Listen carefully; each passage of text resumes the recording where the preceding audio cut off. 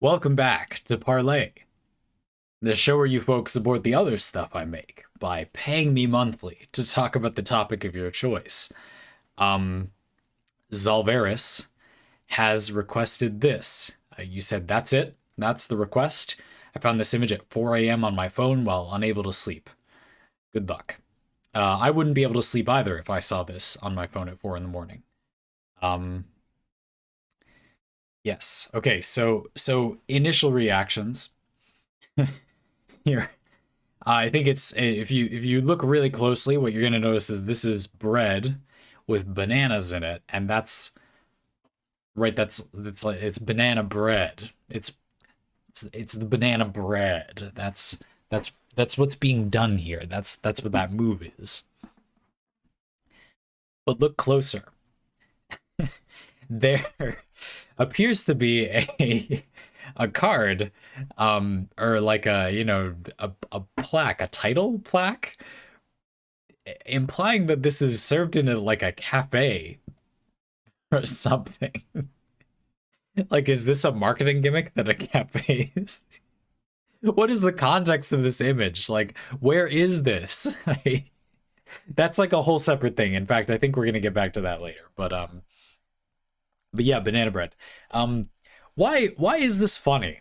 Um, is it funny because like we know we've experienced that like technically correct person, and that is usually very pointless and annoying, and there is no real function. And things being technically correct is like saying they're practically useless. And this is sort of like a joke taking the piss out of that mental approach. And so we all think like banana bread, or it's like a visual pun, I guess, where you look at it or you read the word and you think, what is oh, and it like takes a moment to get that basic funny thing. A low and delicious form of comedy. Um, but is there anything else here? And the answer is no. So, listen, parlay can be different sizes. The show wouldn't work unless it could. But this is too short. Like we need to put something else in here. So put the bread back up, um, and let's get cracking. Now, obviously, I have an elaborate plan for this parlay. And here it is now on my computer screen. Now, don't worry, you can't see it, but it is there. I assure you. Um, right. Yeah, I don't know. I was thinking recently about my dad is not very into like meme culture, and he saw this video of like a goat stuck in a trench, and the person helped the goat out of the trench, and it bounded off and jumped right back in the trench. And it's not that it wasn't funny and cute and kind of sad. Um, but it's like this, right? Like I wouldn't like jump out to go tell people necessarily, but my dad hasn't seen a lot of these before. Like the internet being a treasure trove of this kind of humor is fun. Imagine if you like didn't know that, or if you didn't have access to the internet for like 20 years, maybe you're in prison or something, and then you get out. Not a lot of prisons you would have, but anyway, whatever, you can imagine. And then you get out and you find this like weird thing that culture has done, like meme culture having taken off. It's just so like what? There's so much quippiness. Um, it would be weird. It would be in some way remarkable. The banan loaf. It's just it would take a little bit longer to get to because you wouldn't be as familiar with this type of humor, right? So so that's fun in its own way. I have often been critical of people who get into a hobby. It's often these nerdy hobbies. It's kind of not a thing anymore, but uh, it would be like Magic the Gathering. I played a lot of Magic in high school. I play a bit of Magic now. Um, and people would join the Magic Club or go play Magic, and it was pretty clear that Magic is not a particularly good fit for a game for them. Or In college, there was an anime club at my college. And as you all know, I've been known to watch some anime from time to time. By the way, we're just leaving this here. I know sometimes I forget to take down the thing. This is on purpose. Like, we're just leaving this here. Okay? Anime club in college. And I am an idiot, so I briefly went. But most of the people there do not like anime, don't want to watch the thing. They just want to be part of a community, and that is what clubs are for most people. They're not really about the thing. They didn't really watch anything new or interesting. They watch things that everyone has already watched because the purpose isn't to enjoy this medium. The purpose is to have common ground on which to relate to other people so that they can get some social whatever in. Now, I might sound like a total jerk for saying that I think that that's silly and people shouldn't do it. Zandy, if people want to get some social interaction, what's the problem with having some common ground? And here's why I think that's bad. I think it isn't common ground. I think it's arbitrary. I think that that's not something people have in common. It's something that people have made be something in common. Most of the people doing these things are learning the things so that they can talk about it with other people. And there's nothing that is less of something you have in common with someone than communicating using something you learned because you think it's important to other people. That's not something about you. That's creating your whole personality, your entire friend group, based on things that don't have anything to do with you. They're arbitrary, they're the thing that's available. A lot of the time, this is just the lowest common denominator. Like about 20 years ago, when I was in younger school and people actually treated things like they were nerdy, which I haven't experienced that much in my part of the world anymore. Like the default thing is magic or card games, like or it was in my school. It was not a choice. That was just like the thing. If you were, you had no social standing or whatever anyway in your fifth grade classroom, then you have nothing to lose by doing this thing, and you won't be rejected because it's like the lowest thing apparently on the totem pole of shallow fifth graders. And so people would do it. But it didn't have anything to do with like picking the thing or it being a thing you knew about or anything. It has nothing to do with like you individually, just like when you're, bullied or whatever. That doesn't really have that much to do with you either. That's those other people projecting. It isn't a thing about you that you have in common with those other people. You only have an experience of other parts of your life in common. And then this is kind of overriding that. Yes, you may be better off spending time with those people who selected to choose that thing, that social group over others, but I don't think it's a particularly effective way to do the thing. Now, getting back to the banan loaf, you're asking, where are you going with this?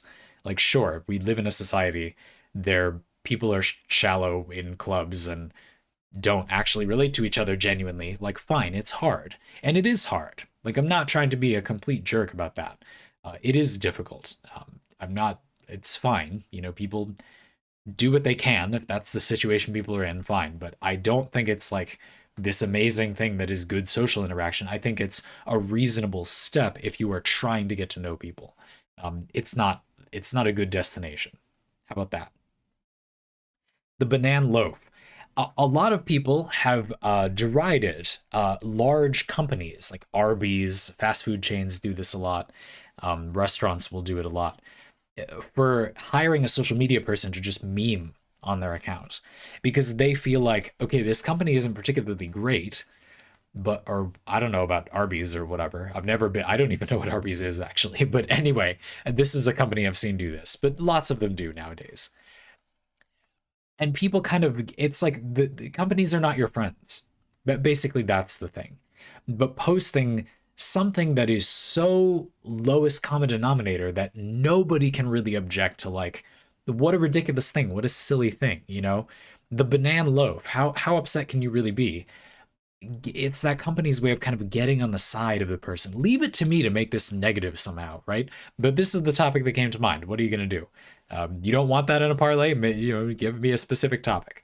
Um, but I think it's interesting. I don't think it's purely negative. I think there's a greater understanding of the parasocial relationship, of the relationship between people not seeing each other in person, communicating through an account, This image is now beginning to undermine the topic, so I will take it away now. Sure. Um, an awareness that living on the internet isn't straightforward. There's a concept of mental hygiene that I always think is a little odd. I'm not sure that trying to act like you don't want to consume the media that you want to consume is really that effective.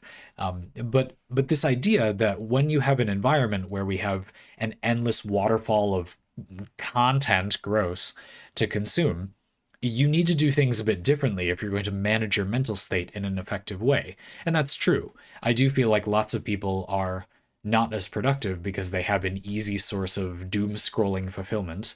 Sure. At the same time, I don't think that that's a permanent problem of the internet. I think this is just an immature, young preteen phase of our human society using the internet. This is only an early stage of that. Only 10, 20 years ago, for some of us, well within our lifetimes, but we were young when it started, uh, this wasn't a thing. This just wasn't really a thing. There wasn't really an endless waterfall of content on our pocket supercomputer that we all carry around. I do not leave mine near me because I think that is an effective practice. But anyway, um, and so we haven't adapted to it, sure. I think also like social media has changed very quickly. Not just social media, these content platforms. I will not stop deriding saying content. I think that word is has given me the heebie-jeebies now, and that's me. Um, and I don't think that's so awful necessarily, as much as just people like these big companies using that to kind of sidle up to the consumer will stop working after a while. Like people will eventually grow wise to, oh yeah, but like everyone does that now. In fact, I think this might be wrong, but my perception is that even now, even only a few years after that kind of started, people have begun to eye roll a bit at these companies doing these things, because it's so empty, it's so shallow. It can be good for a laugh, but it doesn't really reflect on the company anymore. I guess because everyone is doing it or because it's so widespread. Um, Another thing I've noticed is that ad culture has gotten really weird. Anybody can just spin up an AdSense account and drop ads on YouTube. So a lot of ads are just terrible, like of extremely low effort. Who even knows ads? And I also bet that a lot of those companies don't really have good data one way or another for whether the ads are really working. At the same time, ads being so janky so often probably means the consumer's bar for a good ad is a little lower, which maybe that's a problem in and of itself. So there is this interesting push and pull where meme culture, the banan loaf, has kind of pushed the slider on, I think, our perception. On the one hand, gaining some knowledge, growing up to the way that social media and these content sharing platforms give you an experience of other people, other companies, other entities, and maybe keeping in mind that they're not really people. It's sort of a business strategy. I always get kind of wigged out when people mention individual politicians as being like such egos. It's like, okay, yeah, but even the most egotistical of those people is still like 50% not a person. Like it's their party or the deals they need to make to remain in that position of power. It's not really them. Like they don't matter. It's like the forces acting upon them. The most disgusting thing about being a politician is that you are arguably not really an ego anymore. You're not really a person anymore. You become, again, the forces acting upon you. And not entirely. It depends on the person, for better or for worse. It depends on the politician. I'm sure we're all thinking of various politicians right now that we think are, for better or for worse, more or less like an individual. I'm not trying to dehumanize people necessarily, but their actions are significantly dictated in a way I think people frequently forget by the forces acting upon them. They're not very much an individual compared to the way you might treat an individual, your friendly local creator. My decisions are only motivated by all of you. I don't make a significant amount of money from anybody other than all of you. So there's no reason for me to choose to do anything anyway, except if we like it. And that's why I chose to run my business this way. In exchange, I make much less money. So I need to figure that out. And Parley is one of the ways that that works. It's a perfectly valid, but obviously less common approach. But I think, even the way people talk about things, they like to say, this guy did this thing. And it's like, no, that political mechanism used this figurehead to determine that outcome. And yeah, like their ego got into it a little bit. They slipped a little special spice into the soup, but ultimately they use the company recipe. Whereas like I don't have a company recipe. I'm just bragging about myself. There it is. You give me a picture of the banan loaf, we're getting the egotistical parlay.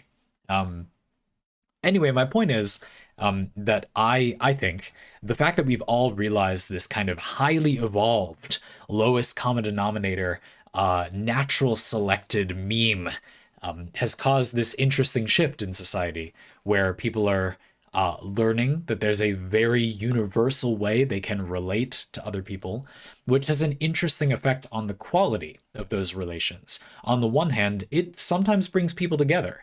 That can be good. On the other hand, I believe people are beginning to get wise to the exact quality or the motivation behind that thing. And hopefully, in the teenage years of society with this form of internet meme waterfall uh, providers, YouTube, TikTok, I guess, Instagram, whatever, Twitter, um, we will get to a point where people maybe think more about where that's coming from. Maybe you're looking for a more specific thing. Personally, giving the anime club example that I gave before, I would guess that the result of this process is actually that people are getting something closer to the thing that they want.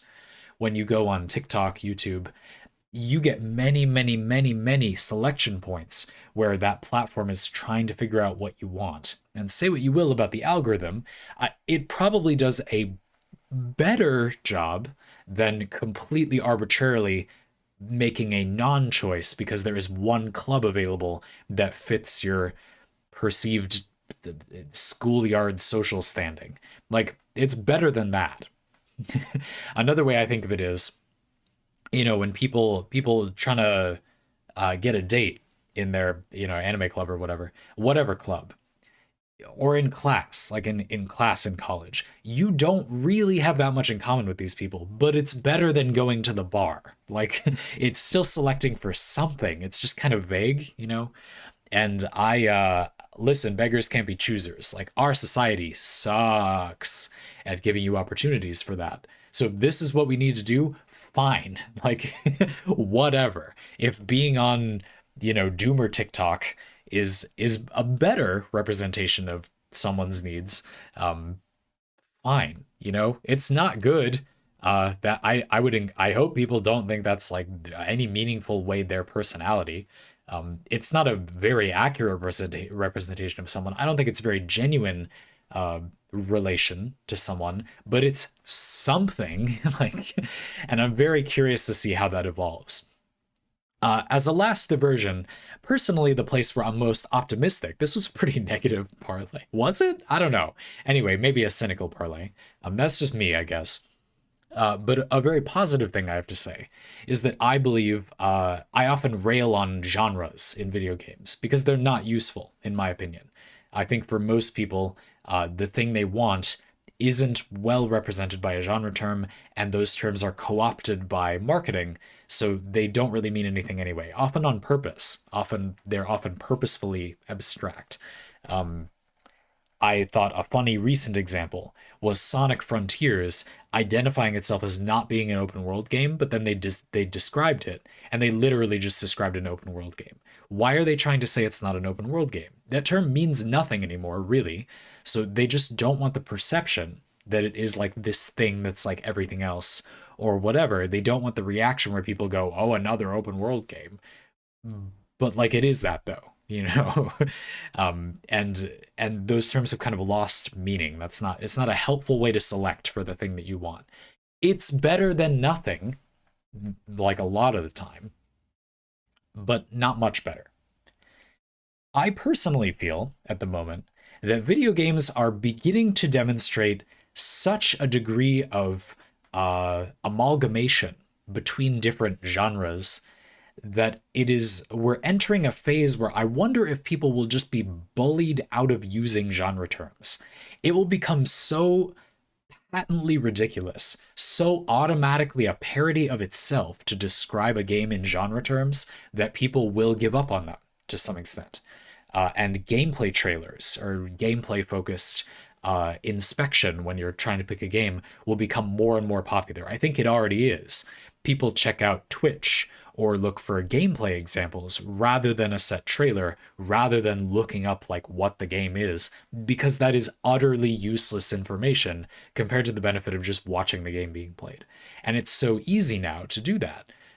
I would wonder if people increasingly are starting to give up on those things and just say, all right, show me the game. Like, what is the game? I don't know if that's true, but it's certainly more easy, more effective, more warranted to do it now. It's always been unhelpful, I think, to think of games as genres, but it's gotten less helpful. That's my argument. You could argue that there was a point in the past when I didn't play that many video games where it actually was pretty helpful, and there were games in categories like MMOs that actually were relatively similar. Like you pretty much got the idea of what you were getting into, but even then, I feel like they were defined by their differences. Yeah, I don't know. I still wouldn't agree that genres were really that useful back then, but they were more useful. That's my opinion.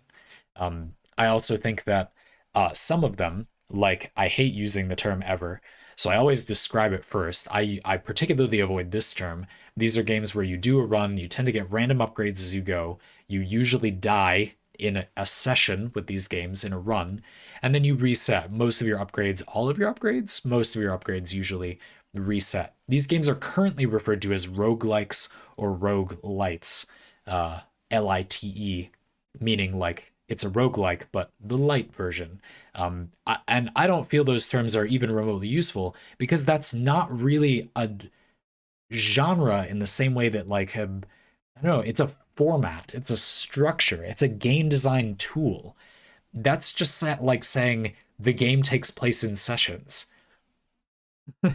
Would you say arcade cabinet is a genre? No, that's a device. Like, or like that'd be like saying it's a console game. What the hell does that mean? Like, what distinction is that? But somehow I felt like the increasing complexity and lack of reliability of genre terms is related to the banan loaf. So there you go. Xalveris, you're either very happy or deeply regretting that you chose to give a parlay like this. Personally, I'm kind of all for it. In fact, the next one is another one of this type, so look forward to it. In all seriousness, I am totally fine with these. I'm obviously going to do whatever the hell I want with them, but as long as that's okay, you got it.